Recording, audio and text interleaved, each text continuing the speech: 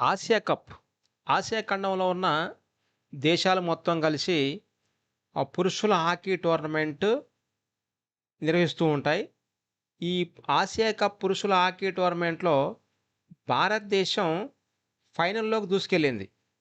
ఒక రకంగా చెప్పాలంటే చైనాతో జరిగిన ఏకపక్షంగా జరిగిన ఈ యొక్క సూపర్ 4 మ్యాచ్‌లో 7-0 గోల్స్ తేడాతో విజయం సాధించింది. ఆదివారం జరిగే ఫైనల్‌లో డిపెండింగ్ ఛాంపియన్స్ అయిన దక్షిణ కొరియాతో భారతదేశం తలపడుతుంది.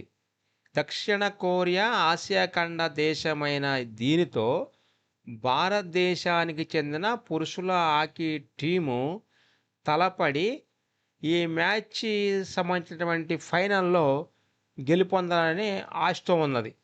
అయితే చైనాతో జరిగిన సూపర్ 4 మ్యాచ్‌లో ప్రారంభమైన 4వ నిమిషంలోనే భారత్ తరపున శీలానంద్ లక్రా తొలి గోల్ చేశాడు. 7 గోల్స్‌లో ఒక గోలు శీలానంద్ లక్రా చేశాడు.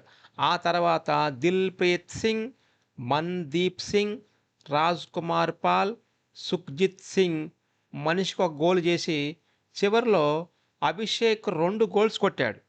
ఈ 2 గోల్స్ కొట్టడం వల్ల భారత్ 7-0 తేడాతో చైనా మీద విజయం సాధించింది.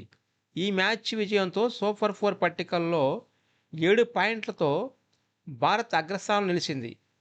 దక్షిణ కొరియా 4 పాయింట్లతో రెండో స్థానంలో నిలిచింది. చైనా, మలేషియా చెరొక 3 పాయింట్లతోని 3, 4గో స్థానంలో నిలిచాయి.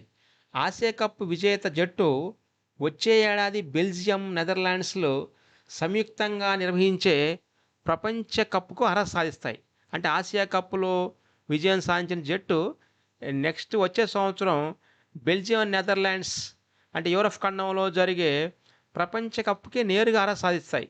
ఈ నేపథ్యంలో చైనాపై భారతదేశం ఈ గెలుపుతో వచ్చే సంవత్సరం హాకీ ప్రపంచ కప్ అర్హతకు కేవలం ఒక్క అడుగు దూరంలో మాత్రమే ఉంది. Thank you.